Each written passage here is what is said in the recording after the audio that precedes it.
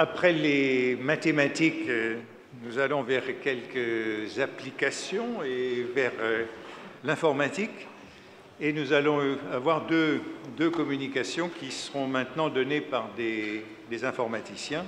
Le premier est Gérard Huet, avec un sujet tout à fait attrayant, qui a été longtemps à l'INRIA et qui s'est intéressé au rapport du sanskrit et des mathématiques, à ce qu'on appelle les humanités numériques aujourd'hui, et à la place du sanskrit dans ce contexte des humanités numériques. Et sa communication est intitulée « Comprendre le sanskrit de la grammaire de Panini aux machines d'Eilenberg ». Sujet donc tout à fait passionnant. Bonjour. Comprendre le sanskrit, vaste programme. Le sanskrit est entouré d'une aura de mystère, d'ésotérisme. On ne sait pas très bien ce que c'est. Même dans des cercles intellectuels.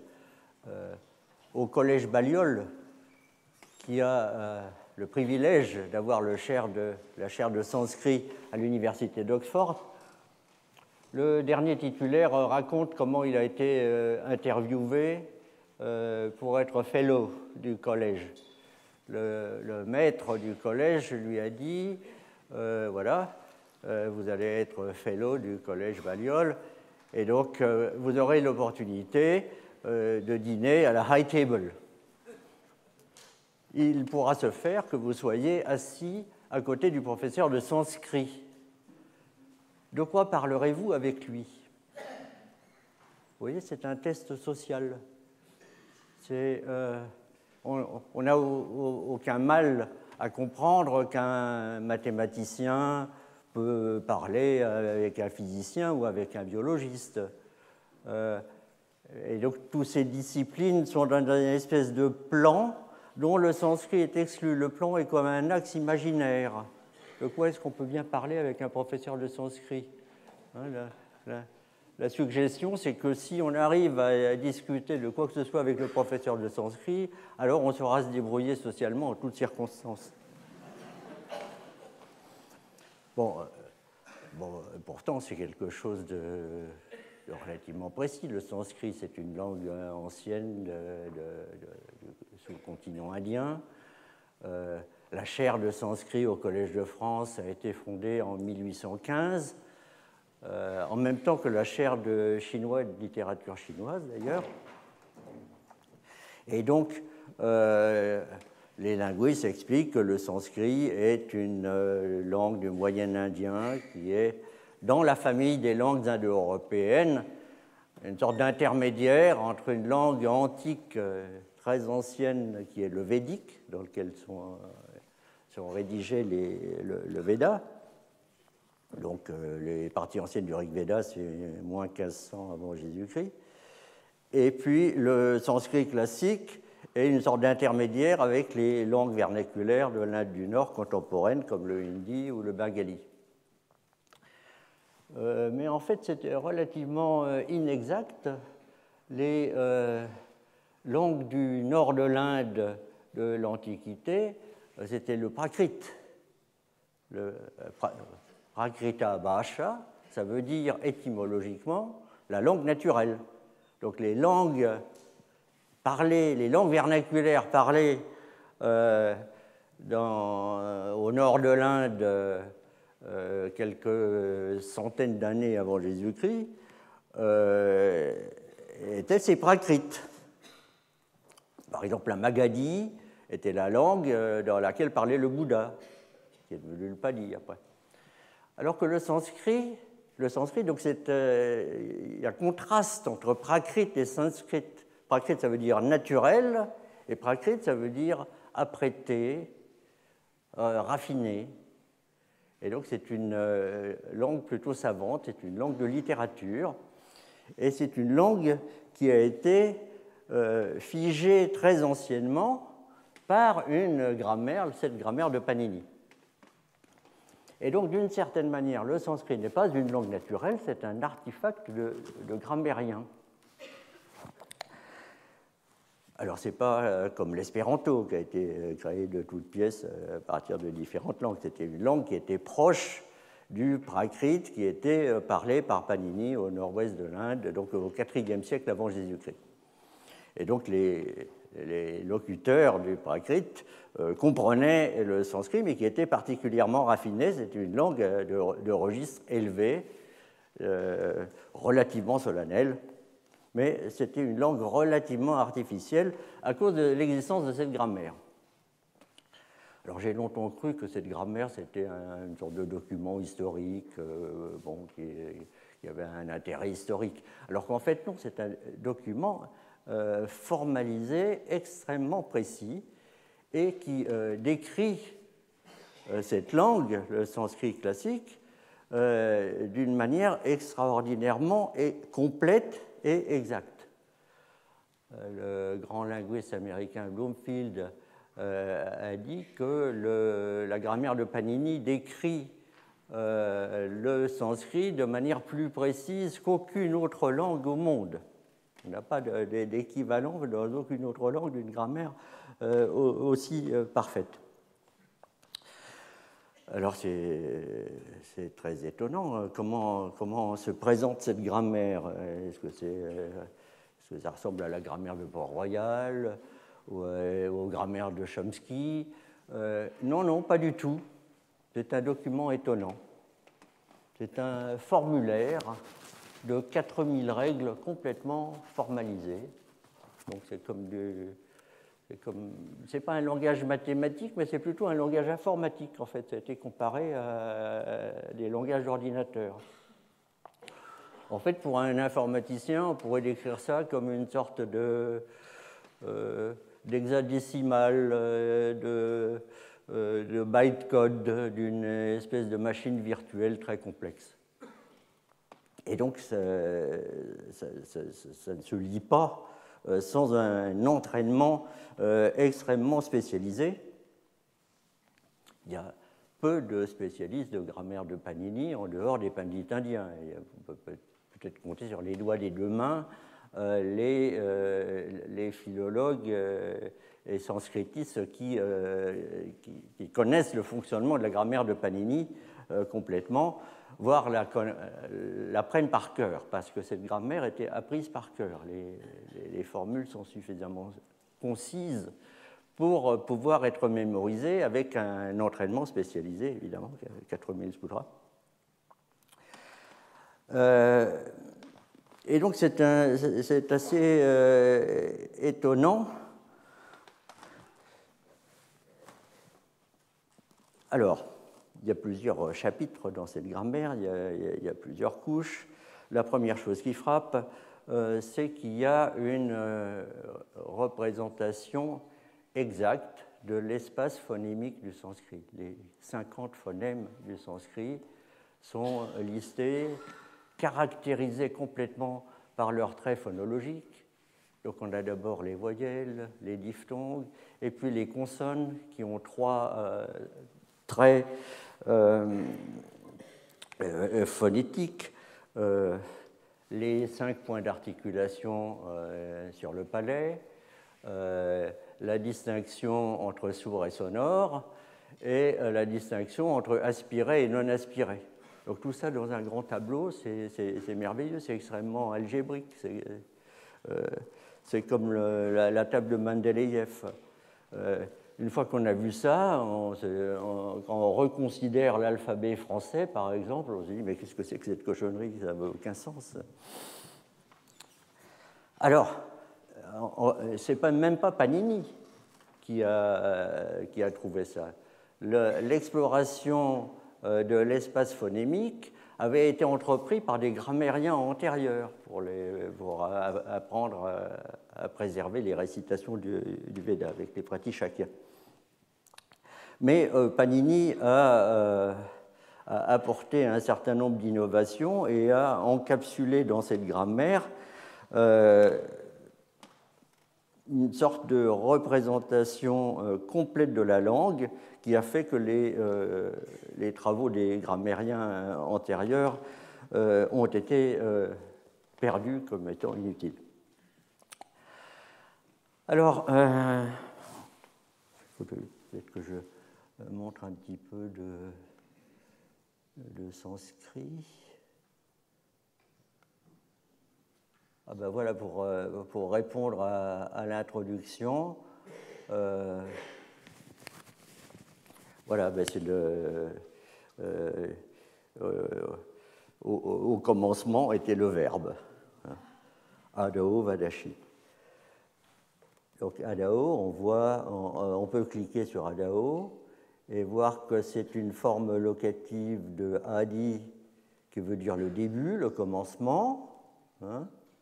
Donc on peut vérifier d'ailleurs sur la table de déclinaison de adi qu'il y a bien adao ici, le locatif. Vous voyez. Et puis donc vada, c'est la langue, l'argumentation. Voilà. Donc c'est un agent de la racine vad. On peut aller voir la racine vad qui est de parler, énoncer, dire. Voilà. Et acide, alors le bleu c'est les substantifs, les formes nominales, et le rouge c'est les formes verbales.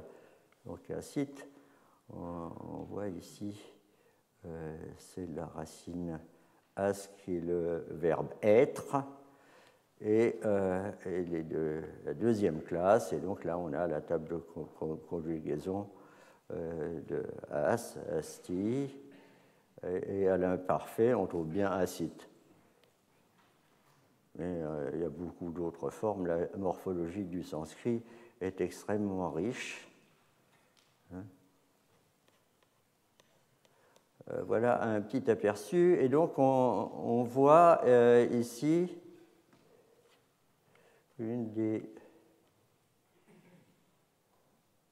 Je ne sais pas pourquoi il m'a fait ça. Voilà. Là-haut. Voilà, c'est... Donc une première couche de la grammaire de Panini explique les formations morphologiques. Comment est-ce qu'on forme ces formes de mots? À partir de quoi? À partir de racines verbales. Donc c'est une grammaire générative qui construit toutes les formes de la langue à partir d'un millier de racines verbales, et donc par recombinaison, par des propriétés d'affixation, on construit tous les mots de la langue par des procédés qui sont des procédés mathématiques, qui sont des juxtapositions de chaînes de caractères, des règles de réécriture, c'est-à-dire correspondant aux travaux d'Émile Post, par exemple, dans les années 40, qui ont été développés après par les linguistes informaticiens qui ont développé des règles morphophonétiques qu'on retrouve dans Panini pour les règles de Sindhi, c'est-à-dire les règles qui permettent de faire la liaison.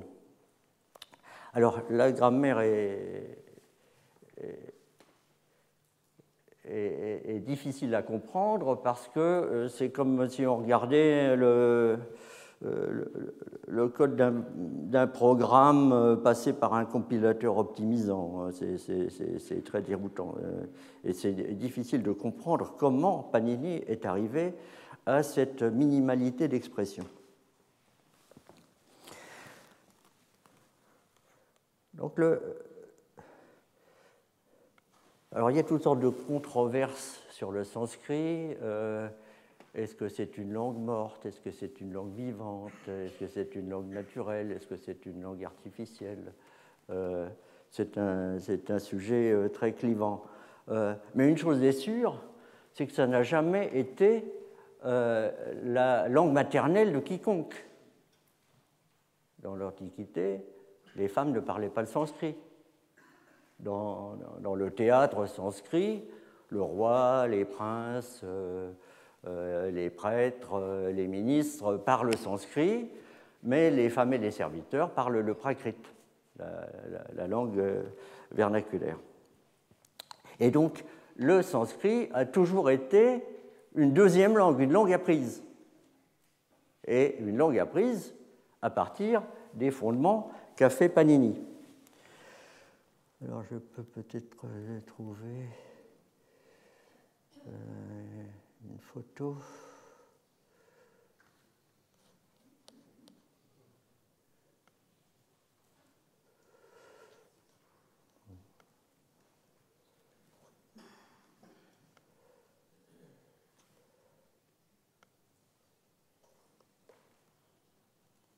Alors, voilà, s'y prendre autrement.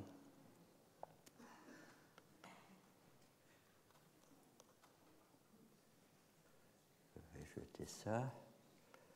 Ben voilà. Donc les jeunes brahmines, à l'âge de 8 ans, ils quittaient leur famille pour aller en pension chez le maître et apprendre le sanskrit à la dure. Là, vous voyez, le maître est en train d'inculquer à l'élève l'accent védique.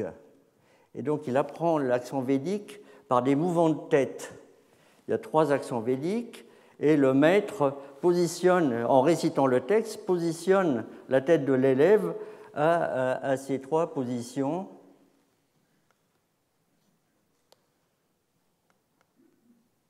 Voilà, ici un autre accent. Et donc, il bouge la tête de l'élève comme ça, pendant que l'élève compte sur ses doigts pour compter les syllabes et vérifier le maître de la poésie. D'ailleurs, du point de vue, ça serait intéressant de faire des mesures sur des brahmines ayant cet apprentissage dès le plus jeune âge. Par exemple, ce qui est intéressant, c'est que ce codage de l'accent en bougeant la tête, c'est juste pour l'apprentissage. C'est-à-dire que quand l'élève aura compris où mettre l'accent, alors il récitera correctement, mais ne bougera plus la tête. C'est un codage intermédiaire juste pour apprendre. Donc, revenons l'élève apprend le sanskrit, puis après le maître va lui réciter les ouvrages qui font partie de son programme d'enseignement. Donc je reviens à la grammaire de Panini. Il y a toute cette couche qui vous explique comment faire les formes des mots, la morphologie. Et puis il y a une deuxième couche qui est au niveau de la phrase. C'est-à-dire que si vous construisez un certain nombre de mots, des noms, des formes verbales, comment les assembler pour faire une phrase qui ait du sens. Et donc Panini a défini tout un système qui maintenant peut s'expliquer avec la linguistique moderne, avec ce qu'on appelle les θ-rôles. Ce sont des rôles sémantiques qui expriment une espèce de sémantique de la phrase comme une sémantique de rôle d'agent, de rôle d'acteur dans une situation. Donc c'est similaire à ce qu'avait essayé de faire Barwise avec une théorie des situations pour rendre compte de situations linguistiques. Et donc, par exemple, un verbe transitif va avoir un désir d'objet. Et puis, un verbe actif va évoquer l'agent de cette action, etc. Et donc, en fait, toute la grammaire de Panini, elle est difficile à comprendre parce qu'on mélange des aspects syntaxiques, phonologiques, morphologiques, avec des aspects sémantiques. Et donc il y a des conditions d'application des règles qui sont des conditions sémantiques. Si on utilise tel verbe dans tel sens, alors on a le droit de faire telle opération. Et puis en construisant telle opération morphologique, alors on désigne l'agent de l'action représenté par le verbe. dans des notations extrêmement concises. Par exemple, dvoul. Dvoul, c'est un espèce de codage qui dit pour tout verbe, on peut prendre la racine et la porter au niveau vocalique élevé, vridi. Et donc, par exemple, pour le verbe faire, cœur, ça va former car. Dvoul, le vous, alors c'est une abréviation qui est définie dans un tout autre coin de la grammaire qui dit que c'était l'équivalent de la chaîne phonétique aka. Donc, quand vous mettez les deux ensemble, à partir de cœur, vous obtenez karaka. Le L final, c'est la règle d'accent. Et donc, de manière extrêmement concise, on a packagé des milliers de formes de manière homogène pour toutes les racines. Alors là, donc, j'ai expliqué la formation du mot karaka, donc, qui veut dire acteur. Et Panini a utilisé cette notion d'acteur justement pour expliquer comment est-ce qu'une phrase fait du sens sémantiquement avec ces notions de dépendance sémantique. Et donc on peut pousser ça. Alors les logiciens ont utilisé ça pour aller complètement jusqu'au bout récursivement et pouvoir exprimer la sémantique d'une phrase de sanskrit par une grande paraphrase logique, où par exemple le chat mange la souris, ça va être exprimé par un mot composé extrêmement complexe qui va exprimer qu'il existe un nombre non différent de 1 de chats masculins qui est l'agent d'une action qui est de manger au présent de l'indicatif singulier et dont l'objet est un nombre non différent de 1 de souris femelles. Donc vous voyez, vous avez une espèce d'expression mathématique qui utilise le sanskrit pas comme langue, mais comme métalangue pour exprimer la sémantique du discours. C'est extraordinairement moderne, le sanskrit. Alors finalement, il y a une dernière passe qui est quand vous avez donc vérifié la cohérence, donc la grammaire n'est pas juste pour dire que la syntaxe est correcte, la phrase sanskrit doit faire sens à travers cette sémantique. La dernière étape consiste à faire l'énonciation continue en prenant les différents mots dans l'ordre qui vous intéresse. Donc si vous êtes poète, vous allez faire des dislocations pour ajuster au maître poétique, par exemple. Et puis la dernière passe, ça va être de faire un lissage phonologique qui va lier ensemble ces différents mots dans un flux phonétique continu. Et donc la représentation écrite, c'est une représentation exacte de comment prononcer la phrase.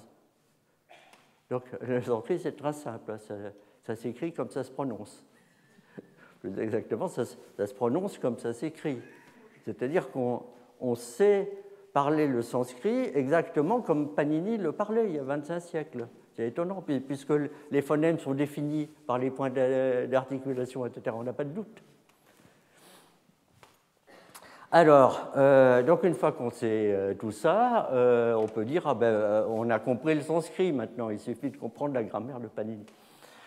Oui, mais pour moi, comprendre le sanskrit, c'est autre chose. C'est pouvoir lire une œuvre en sanskrit et la comprendre. Et ça, c'est autre chose. C'est le problème inverse.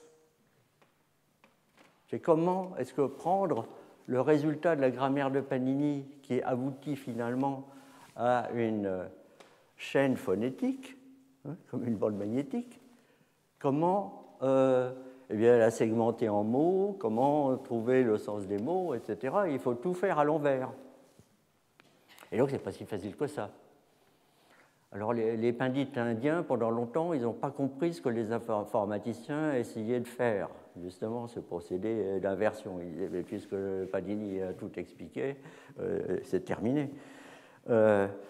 Et donc j'explique qu'il y a une analogie arithmétique. Hein. Multiplier des entiers, c'est très facile.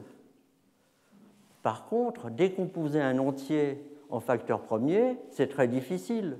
C'est même la base de la cryptographie moderne. Donc ce n'est pas parce qu'un calcul déterministe est facile qu'on sait l'inverser, parce qu'il y a un très grand non-déterminisme, et donc là, il faut comprendre comment retourner tous les processus. Alors, je vais passer à un autre exemple concret. Voilà, ben on va aller dans mon système, dans le corpus. Voilà, on va lire une petite base de données de citations. Voilà. 95 m'a l'air bien. Voilà. Tavat Chobate Murkaha, Yavat Kinchina Bachate. Alors, comment est-ce qu'on comprend ça? On peut comprendre, si on n'y connaît rien, on peut cliquer, on clique sur Murkaha, et puis on voit que c'est un imbécile. Hein, c'est l'agent d'un verbe qui veut dire se solidifier. Et donc on peut vérifier Murkaha, ici, là, ici, nominatif Murkaha. Et puis, etc. Shobate, c'est la racine shub qui est de briller. Et donc ici aussi, on trouve Shobate au moyen. Voilà. Et puis, toutes les formes de Shobate, les participes sont très riches, vous voyez. Donc, chaque racine engendre littéralement des millions de formes. Voilà. Alors, donc, ici, là, alors, donc, les verbes sont en rouge, les noms sont en bleu, et les mots grammaticaux et les adverbes sont en violet. Et donc, le tavat, yavat, s'équilibre entre eux, ce sont des clauses relatives. Et donc, quand on débobine tout, ça dit les imbéciles brillent en société tant qu'ils n'ouvrent pas la bouche.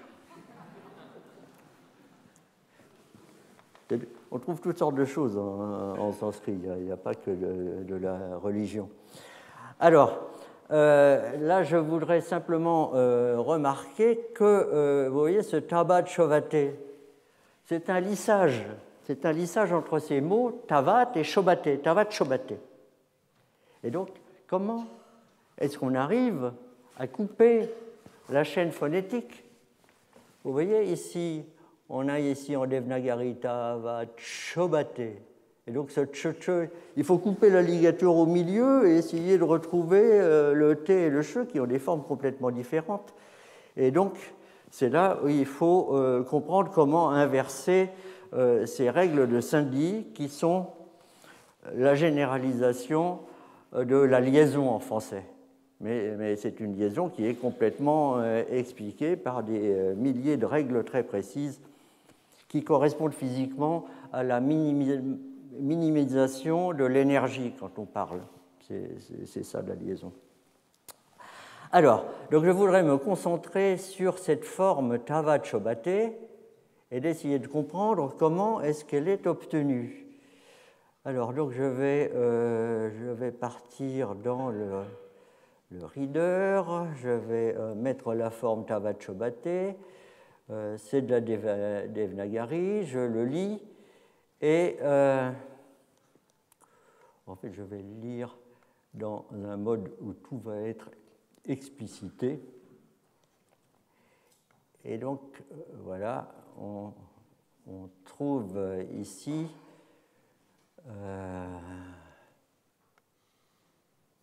voilà.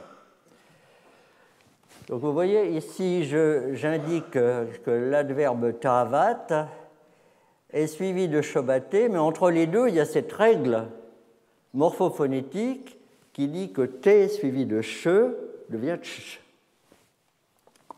Alors,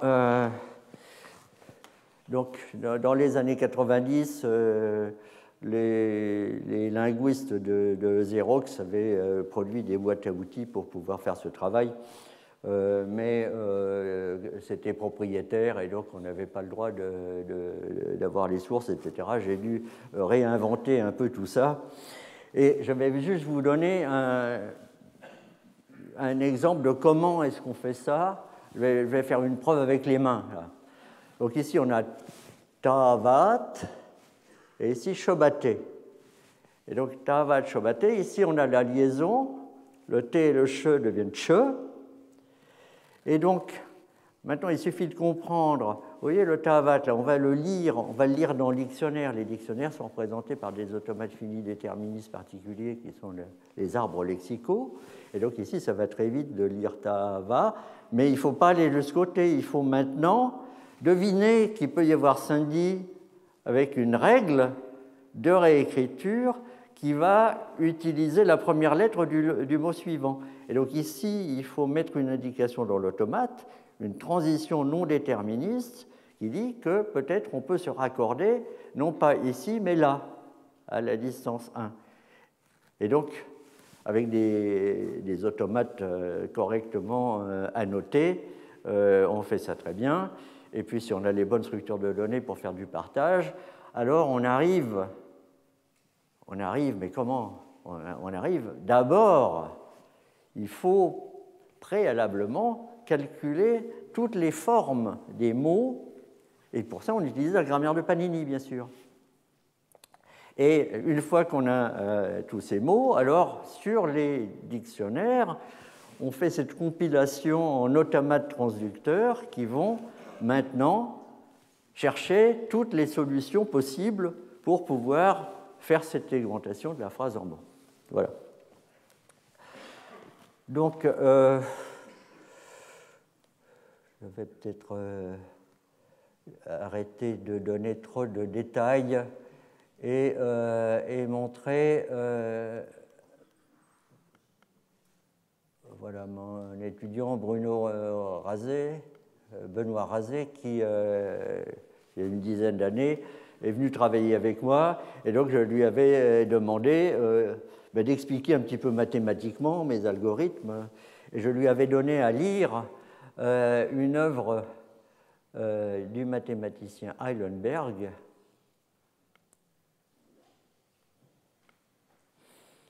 qui est une œuvre très importante.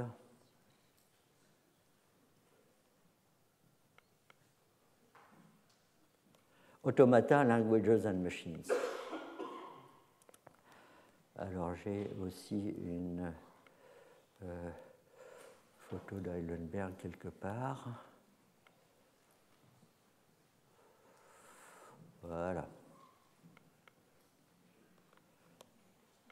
Ici, alors nous reconnaissons Eilenberg à gauche, Seymour Ginsberg à droite, et au milieu, Marcel-Paul Schützenberger, l'algébriste français, voilà, toujours la clope au bout du doigt. Et donc, Eilenberg, qui est un mathématicien très fameux, c'est un topologue qui a fait les fondements de la théorie des catégories avec MacLean, et puis qui, à la fin de sa vie, a travaillé avec Schützenberger à cette œuvre qui sont les Automata, Languages and Machines, qui est un ouvrage tout à fait méconnu, parce qu'il est mort avant d'avoir fait les volumes C et D. L'éditeur a perdu intérêt, n'a pas réimprimé le bouquin, donc c'est pratiquement introuvable. Alors que c'est une vue très élégante des automates et des langages formels. Et donc en particulier, dans cet ouvrage, il annonce la notion de X-machine. Et donc ces machines d'Eilenberg, ce sont des objets extrêmement élégants qui permettent de rendre compte des automates finis, des transducteurs, mais également de machines de complexité plus haute, comme les machines de Turing, etc. Ce sont des machines relationnelles. Et ces machines relationnelles, donc Benoît Razet a montré que mes processus pouvaient s'expliquer comme composition de machines d'Eilenberg. Et donc on a une jolie théorie qui est maintenant basée sur des objets mathématiques. Alors que même aujourd'hui, à l'université, on enseigne des automates finis comme des espèces de bestioles qui ont un ruban, une tête de lecture qui peut se déplacer, et puis un graphe de transition. Donc c'est des objets qui ne sont ni mathématiques ni physiques. C'est des monstres. Alors que les machines d'Eilenberg sont des objets mathématiques tout à fait standards. Donc j'arrive à peu près au bout de mon temps de parole. Je vais peut-être montrer ce qu'on sait faire à peu près de mieux dans le traitement du sanskrit aujourd'hui. On sait aller plus loin que donc segmenter, trouver l'analyse morphologique, etc. Mais on sait également faire ce calcul de contraintes qui permet de vérifier la sémantique en construisant ce qui s'appelle un graphe de dépendance. Et donc ça peut être fait par des calculs de contraintes. Alors, où est-ce que je vais trouver un exemple de ça ?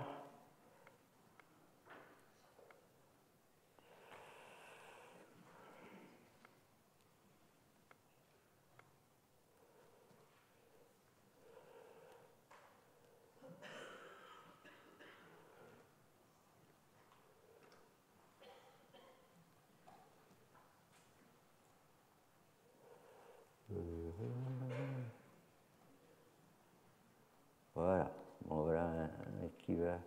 Voilà.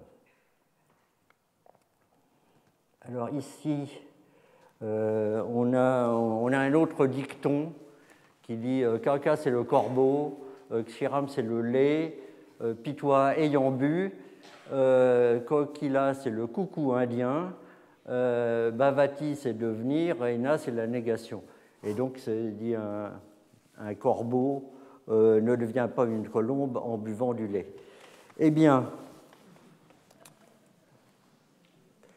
on peut analyser, une fois qu'on a fait cette segmentation, alors on peut appeler le système d'une collègue indienne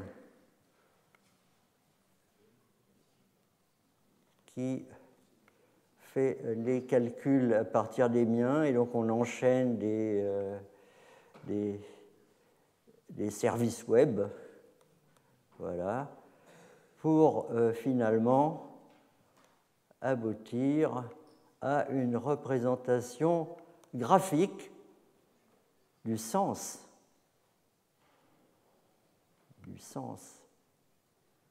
de cette phrase. Voilà, où ce graphe sémantique, voilà, il dit que le prédicat principal c'est Bhavati, le verbe, que son agent karta c'est le corbeau, kaka, que pitois, voilà, c'est une forme absolutive, et donc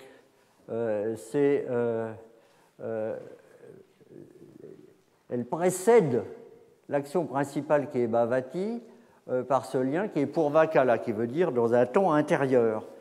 Et donc dans un ton intérieur, le corbeau, vous voyez le lien karta en pointillé, il y a partage du rôle de l'agent entre la clause absolutive et la clause principale. Voilà. Et donc quand on examine ce graphe et ses étiquettes, on a le sens sémantique de la phrase. Voilà.